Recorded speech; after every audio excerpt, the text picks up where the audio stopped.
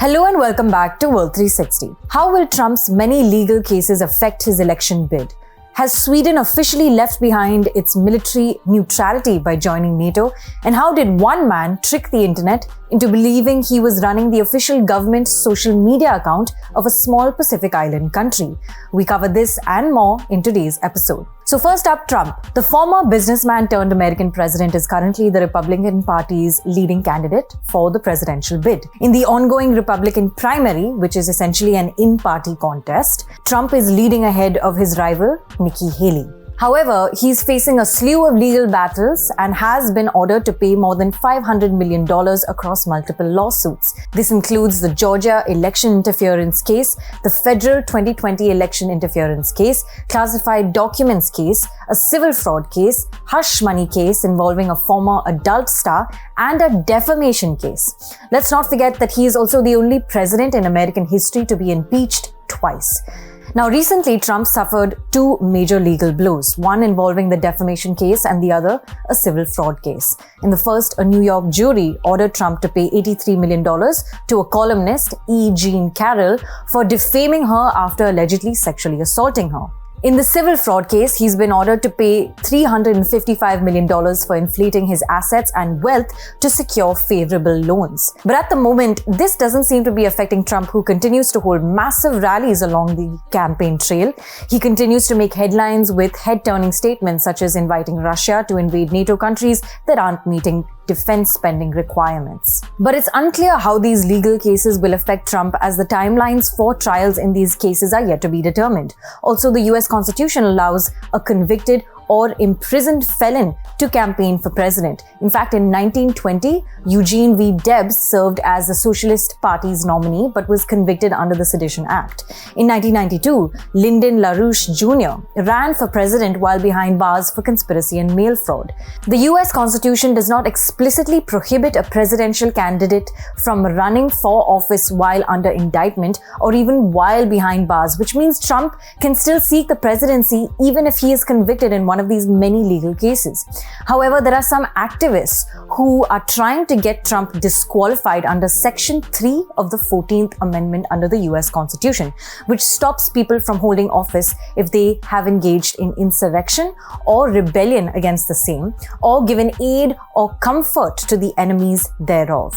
For our second topic, we're looking at Sweden finally clinching the NATO membership after Hungary's green light, and what it means for the Nordic country that has remained militarily neutral for much of its history. Earlier this week, Sweden overcame its final hurdle to join NATO after Hungary finally ratified its entry. Now, this came after almost 2 centuries of Sweden remaining militarily non-aligned during 2 world wars as well as the Cold War. Finland, which also had a neutral stance for many years, joined NATO last April, underlining how Russia's war against Ukraine has fundamentally changed public opinion in these countries who feared being isolated against an increasingly aggressive neighbor. This was told to me by a Finnish international affairs expert on the sidelines of the Raisina dialogue last week, and he explained how public opinion in Finland on joining NATO changed almost overnight in his country following Russia's invasion of Ukraine. Now, Sweden's NATO membership was supported by 188 lawmakers in the Hungarian parliament, with 6 against and no abstentions.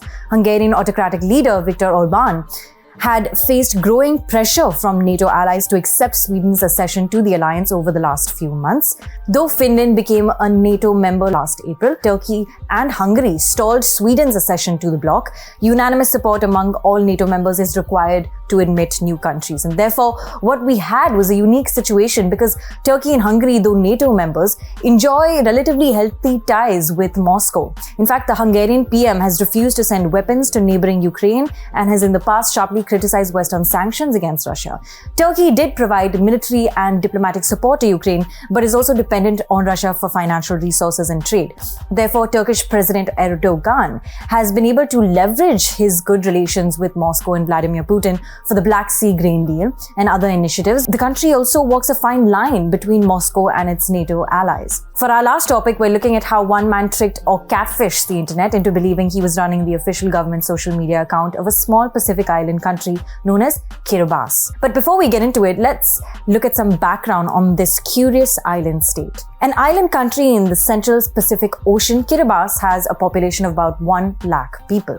It is also known as Christmas Island as it comes from the English word Christmas, which when written in the native tongue of Gilbertese, the TI is pronounced S, which is why we say Kiribati and not Kiribati. Now, many of the towns in this small island country have unusual names such as Paris, Poland, and London. Now, these were names given by Europeans who built settlements or played a role in this island state's history.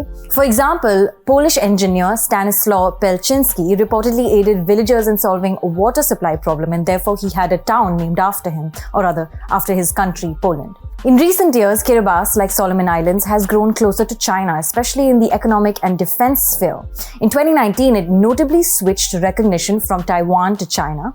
Amid growing strategic competition in the Indo-Pacific region, Kiribati created waves in 2022 when it announced that it would withdraw from the Pacific Islands Forum, or the PIF, which is a key intergovernmental body in the region. The Kiribati president had at the time said this was done as the concerns of Micronesia were not being adequately addressed in this forum. But many experts mulled China's potential role in this withdrawal.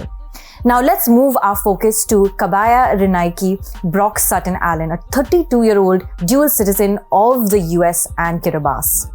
Born in Antibuca, a small village in Kiribati, he was adopted as an infant by an American family and then raised in Seattle. Now, last November, he set up an account on X, or formerly Twitter, pretending to be the official government account of Kiribati. The account, followed by foreign affairs experts, top officials, journalists, and even the Indian High Commission in Fiji, quickly garnered over 36,000 followers on the social media platform in a matter of months. This is the second time that Allen, a social media consultant who currently lives in Utah, successfully faked running an official Kiribati government account.